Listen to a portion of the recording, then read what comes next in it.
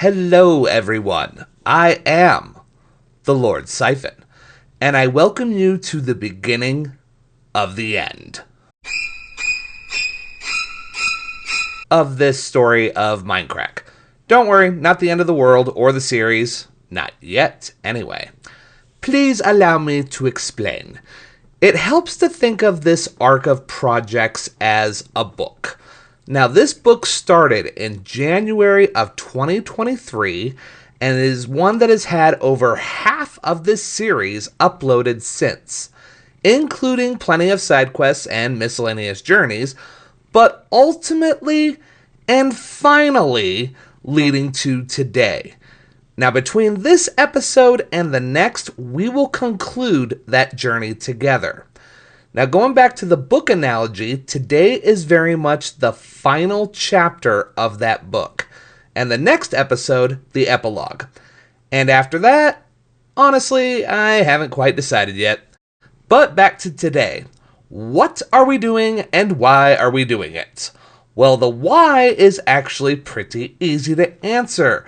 We just need to dredge back through history a bit and play back the reason I already revealed.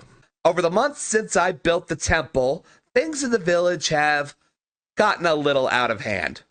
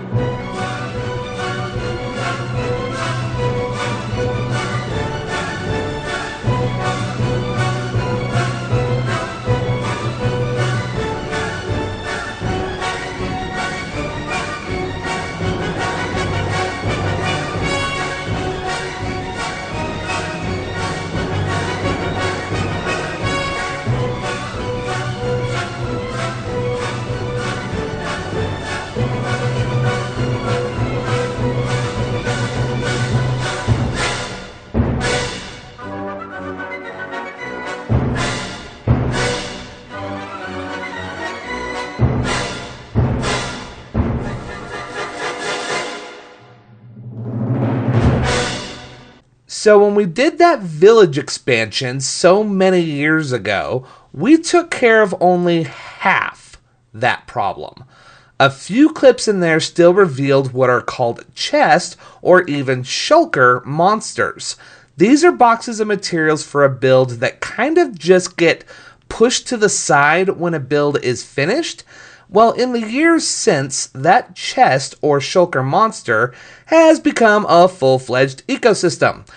I don't even know how many boxes of materials are out there. What I do know is only one, and I do mean one, of my previous projects have escaped having their own disorganization monster left there afterwards. That one being the cube. How this one escaped that devastation, I'm not honestly sure. This was over 3 years ago, after all. But my theory is I cleared out all the construction material boxes out of there in fear of the shulkers of the farm having surfaces to teleport to. Again, I don't know. Feel free to post your conspiracy theories down in the comments. So back to the why of today's build. Well, this project already has a few nicknames. The Scourge of Shulker, the Carnivore of Chest Monster, the Bane of Disorganization. Whatever title you'd like to attach, this build will effectively eat shulker monsters. Within this build, I am going to place a redstone machine like no other I've attempted. It will allow me to gather all of the materials I've left scattered across this world, feed them to it, and it will automatically group items of the same type together and feed them into organized shulker boxes of just that item. A system that can handle 1,020 unique stackable items in all. Do I have that many? Or do I have more than that? I don't know, but I'm going to feed them to this thing just the same. And finally, on to the what. Originally, the concept for this build was that of a container ship or container barge that would be parked in front of the dock right here, effectively turning the two builds into just one. Two problems with that. When I was drafting up the design for the machine of this beast, the dimensions of the build around it became so extreme that any build that contained that machine would absolutely dwarf the dock here. And I happen to like the dock as it is. It's pretty. Second problem. Tempted to deal with the first problem and possibly put so much of that ship under the surface of the water. Do you have any idea how much water I'd have to clear out? Do you? I don't, but I know I want nothing to do with that nonsense. So that concept evolved, and the inspiration for this came from the YouTube series Hermitcraft. As you know, I draw absolutely megatons of inspiration from their videos, and this current season 11 of theirs is no exception.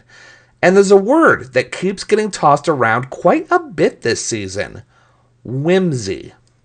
So bearing whimsy in mind, I started to think about what a container barge in the sky would look like, and came across this image of a steampunk airship. And after that, I was instantly hooked. So now you know both what I am building today and why. So together now, let's finish the final chapter of this story.